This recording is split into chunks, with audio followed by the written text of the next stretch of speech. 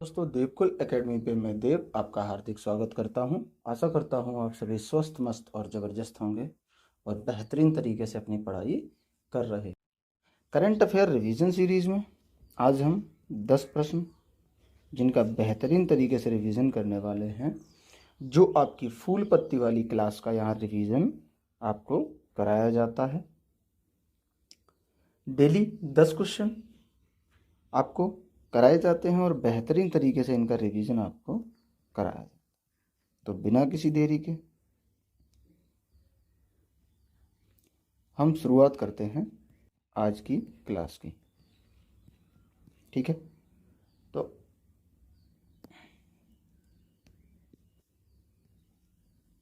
कि अंतर्राष्ट्रीय एजेंसियों के समन्वय से नारकोटिक्स कंट्रोल ब्यूरो ने मादक पदार्थों के विरुद्ध कौन सा ऑपरेशन चलाया है। मादक पदार्थों के विरुद्ध इसने कौन सा ऑपरेशन चलाया है। तो आप याद रखेंगे कि मादक पदार्थों के विरुद्ध जो ऑपरेशन चलाया है वो है आपका ऑपरेशन मैडमैक्स। ऑपरेशन मैडमैक्स इन्होंने मादक पदार्थों के विरुद्ध ऑपरेशन चलाया है।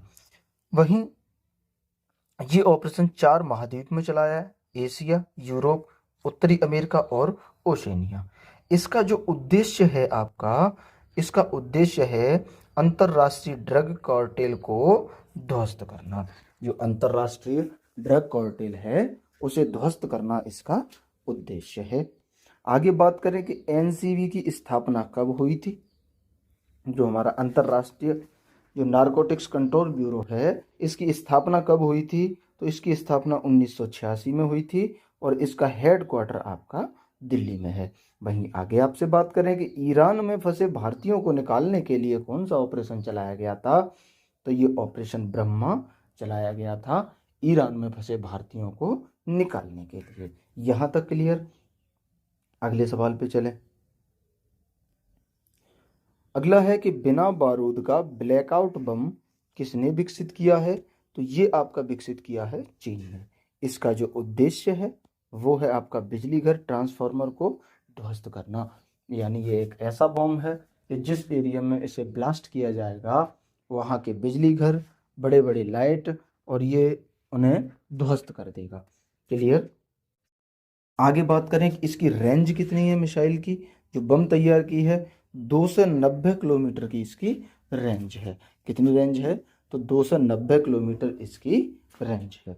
आगे अगर आपसे बात करें कि चीन की कैपिटल क्या है तो आप याद रखेंगे कि बीजिंग इसकी कैपिटल है और मुद्रा जो है इसकी वो आपकी युवान या रेमेनवी है। और वहीं आपसे बात करें कि चीन का शोक किसे कहते हैं तो हवांगहो नदी को चीन का शोक कहते हैं। एशिया की सबसे लंबी नदी आपसे पूछे तो वो यांगटीसी नदी है और ये भी आपकी चीन में स्थित है। और वहीं आपसे हॉर्नबिल महोत्सव के बारे में पूछ ले तो ये नागालैंड में आयोजित किया जाता है हॉर्नबिल महोत्सव। यहां तक क्लियर। अगले पे चलें। स्टारलिंक ने भारत के किस पड़ोसी देश में अपनी सेवाएं प्रारंभ की हैं। तो ये स्टारलिंक ने श्रीलंका में अपनी सीमाएं प्रारंभ की हैं।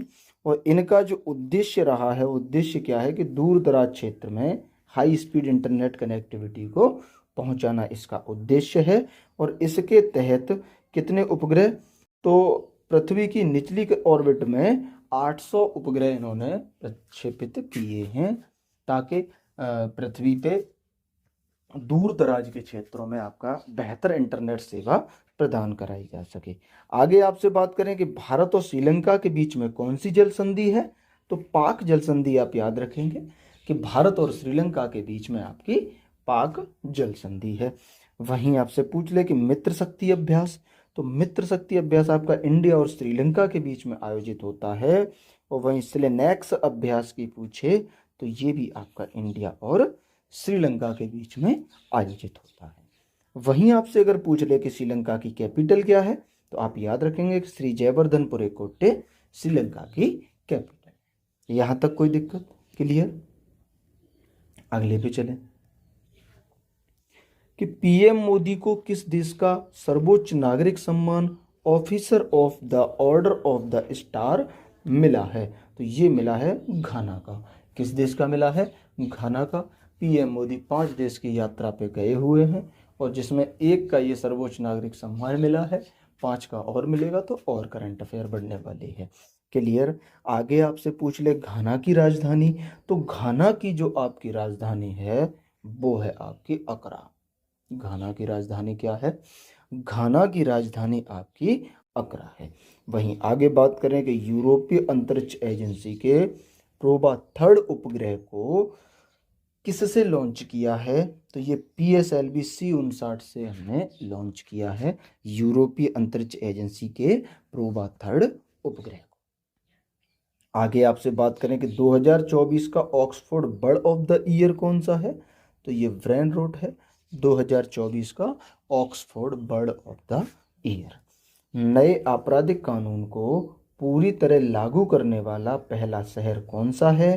तो आपको याद रखना है ये आपका चंडीगढ़ है। चंडीगढ़ नए आपराधिक कानूनों को लागू करने वाला पहला शहर बन गया। अगले प्रश्न की बात करें,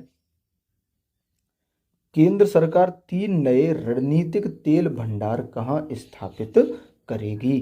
तो ये आपकी उड़ीसा, राजस्थान और बीकानेर में स्थापित करेगी। वहीं उड़ीसा के चंदीखोल में, राजस्थान के बीकानेर में और गुजरात के राजकोट में 3 नए रणनीतिक तेल भंडार की स्थापना करने जा रही है केंद्र सरकार। इसका उद्देश्य क्या है? आपसे ये पूछ सकता है कि उद्देश्य बताइए। तो भविष्य में युद्ध संकट की स्थिति में तेल के संकट से निपटने के लिए ये इसका उद्देश्य रखा गया है कि अगर युद्ध शुरू होता है और अगर विश्व युद्ध तीसरा शुरू हुआ और हमें अरब कंट्रियों से तेल का मिलना या तेल की आपूर्ति अगर बंद हो जाती है तो उस स्थिति में हमें उस संकट से निपटने के लिए ये 3 नए रणनीतिक तेल भंडार स्थापित किए जा रहे हैं। आगे बात करें कि भारत का पहला तेल का कुआं, तो ये आपका डिगबोई आसाम में भारत का पहला तेल का कुआं बना था। बात करें कि वर्तमान में सर्वाधिक तेल का उत्पादन कहाँ से किया जा रहा है? तो ये आपका मुंबई हाई से वर्तमान में सर्वाधिक तेल का उत्पादन किया जा रहा है। यहाँ तक क्लियर? अगला बात करें नासा के प्रमुख, तो नासा के प्रमुख आपके जेरेड इशाकमैन हैं और ये नासा के प्रमुख हैं, ये आपको याद रखना है। डोनाल्ड ट्रंप ने जेरेड इशाकमैन को नासा का प्रमुख बनाया है। यहाँ तक क्लियर? अगले प्रश्न की बात करें कि RBI का नया कार्यकारी निदेशक कौन बना है? तो ये आपके केशवन रामचंद्रन RBI के नए कार्यकारी निदेशक बने हैं। RBI की अगर स्थापना की बात करें, 1 अप्रैल 1935 को इसकी स्थापना हुई है और वर्तमान में इसका मुख्यालय मुंबई में है। जब इसकी स्थापना हुई थी तो इसका मुख्यालय कहाँ था? इसकी स्थापना के समय इसका मुख्यालय कोलकाता में था, लेकिन बाद में इसे बदल के मुंबई कर दिया गया। आगे आपसे बात करें कि राष्ट्रीयकरण इसका कब किया गया था? तो 1 जनवरी 1949 को इसका राष्ट्रीयकरण किया गया। इसके पहले हेड की बात करें तो इसके पहले हेड आपके ऑशवॉन स्मिथ हैं और अगर इसके पहले भारतीय गवर्नर पूछ ले तो आपको CD देशमुख याद रखना। अगर पहले गवर्नर पूछे तो ऑशवॉन स्मिथ याद रखना और पहले भारतीय गवर्नर पूछे तो आपको CD देशमुख याद रखना है। वहीं वर्तमान में RBI के गवर्नर कौन है 26वें क्रम के? तो आपको संजय मल्होत्रा याद रखना। आगे इसका लोगो पूछे तो ताड़ का वृक्ष और रॉयल बंगाल टाइगर इसका लोगो है। इसका लोगो क्या है? ताड़ का वृक्ष और रॉयल बंगाल टाइगर, ये इसका लोगो है। यहां तक क्लियर? अगले पे चलें। क्लियर? अगला प्रश्न है कि हाल ही में लॉन्च एकीकृत बाढ़ पूर्वानुमान प्रणाली सी फ्लड किसने विकसित की है? तो ये सी फ्लड जो है वो सीडेक पुणे ने विकसित की है। तो आप याद रखेंगे कि सी फ्लड सीडेक पुणे। ठीक है। आगे आपसे बात करें कि लॉन्च से किसने किया, तो जल शक्ति मंत्रालय ने लॉन्च किया है और वर्तमान में हमारे जो जल शक्ति मंत्री हैं वो CR पाटिल। वर्तमान में ये जो मंत्रालय है उसके मंत्री कौन हैं, तो आप याद रखेंगे कि CR पाटिल वर्तमान में इसके मंत्री हैं। आगे, चैंपियन ऑफ द अर्थ पुरस्कार किसे मिला है? तो चैंपियन ऑफ द अर्थ पुरस्कार आपका माधव गौडगिल को मिला है, चैंपियन ऑफ द अर्थ पुरस्कार। 10वीं विश्व आयुर्वेद कांग्रेस और आरोग्य एक्सपो 2024 का उद्घाटन कहाँ हुआ है? तो इसका उद्घाटन आपका उत्तराखंड में हुआ है। ये आपको याद रखना है कि 10वीं आयुर्वेद कांग्रेस और आरोग्य एक्सपो 2024 का उद्घाटन उत्तराखंड में। यहां तक क्लियर? अगले प्रश्न पे चलें। भारत की पहली क्यूआर आधारित डिजिटल हाउस एड्रेस प्रणाली किसने शुरू की है? तो ये इंदौर ने शुरू की है। इंदौर कहाँ है आपका? तो ये मध्य प्रदेश में है। तो क्यूआर आधारित डिजिटल हाउस एड्रेस प्रणाली किसने? इंदौर ने। यानी इंदौर में जितने भी घर हैं उनका एक क्यूआर होगा और उस क्यूआर से आप उस घर की संपूर्ण जानकारी प्राप्त कर सकते हैं। तो ये पहल किसने शुरू की है? तो ये पहल आपकी इंदौर ने शुरू की है। अच्छा, इसकी शुरुआत कहाँ से हुई है? तो इसकी शुरुआत सुदामा नगर से हुई है। इंदौर का एक सुदामा नगर है, वहां से इसकी शुरुआत की गई। आगे आपसे पूछे पहला उड़ान यात्री कैफे, तो आप याद रखेंगे कि कोलकाता में पहला उड़ान यात्री कैफे खुला है और सुभाष चंद्र एयरपोर्ट पे इसकी शुरुआत की गई है। तो आपसे पूछ सकता है कि पहला उड़ान यात्री कैफे किस एयरपोर्ट पे खुला है?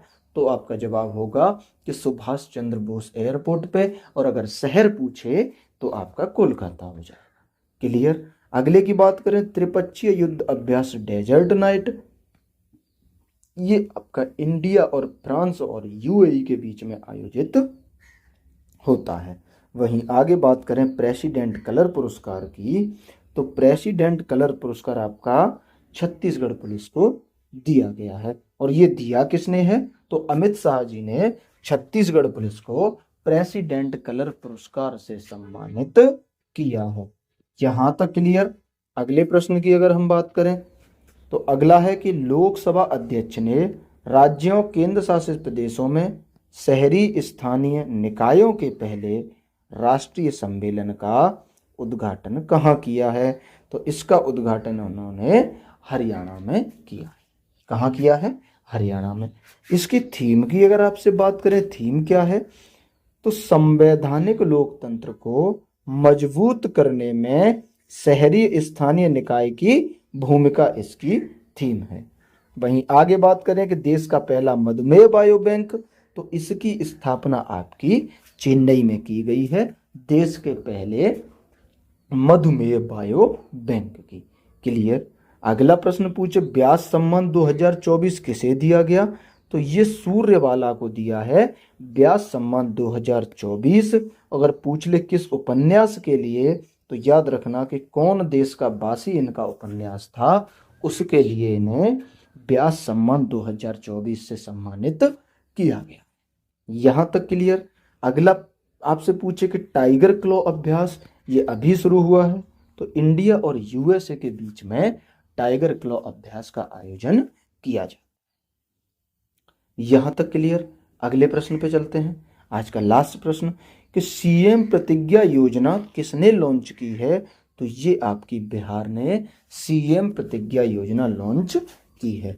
इस योजना का जो उद्देश्य है वो है युवा इंटर्नशिप, और युवा इंटर्नशिप में एक उम्र रखी है कि जो भी युवा 18 से 28 वर्ष के हैं उनके लिए इंटर्नशिप का ये प्रोग्राम है सीएम प्रतिज्ञा योजना। आगे इसमें बात करें कि कक्षा 12 तक के जो छात्र हैं उन्हें 4,000 रुपये प्रतिमाह मिलेगा इस योजना के तहत। और वहीं अगर कोई छात्र आईटीआई या डिप्लोमा किया हुआ है उसने कोई, तो उसे 5,000 रुपये प्रति माह दिया जाएगा। आगे इसी में बात करें कि अगर बीए और एमए का छात्र है, जो बीए और एमए कर चुका है, उसे फिर 6,000 रुपये प्रतिमाह दिया जाए। तो ये आपको इसमें याद रखना है। बात करें मुख्यमंत्री कलाकार पेंशन योजना की, तो ये भी आपकी बिहार में ही शुरुआत हुई है, मुख्यमंत्री कलाकार पेंशन योजना की। यहाँ तक क्लियर? तो ये थी हमारी आज की क्लास। मैं उम्मीद करता हूँ कि क्लास आपको बेहतर तरीके से समझ में आई है। अगर क्लास बेहतर तरीके से आपको समझ में आई है तो आपसे एक ही रिक्वेस्ट है कि अगर आपको लगे क्लास आपके लिए फ़ायदेमंद है तो वीडियो को लाइक ज़रूर करें, चैनल को सब्सक्राइब ज़रूर करें और बेल आइकन को प्रेस करें ताकि आगे आने वाली वीडियो मिल सके आपको सबसे पहले। और प्लीज़ इस क्लास को शेयर ज़रूर करा कीजिए। आपके जितने भी व्हाट्सएप ग्रुप हैं या टेलीग्राम ग्रुप हैं उनमें आप एक बार इस वीडियो को शेयर ज़रूर करें। आपका काम सिर्फ शेयर करने का है, एक छोटा सा काम है। लोग देखें या न देखें वो अलग बात है, लेकिन आप प्लीज़ शेयर ज़रूर करें। इसी के साथ मिलेंगे अगली क्लास में और बेहतर कंटेंट के साथ, बेहतरीन तरीके से। आपको याद कराने की जिम्मेदारी मेरी है, महज आप मेरे साथ बस कंटिन्यू पढ़ते रहें। मिलेंगे अगली क्लास में, तब तक के लिए नमस्ते, नमस्कार, जय हिंद, वंदे मातरम।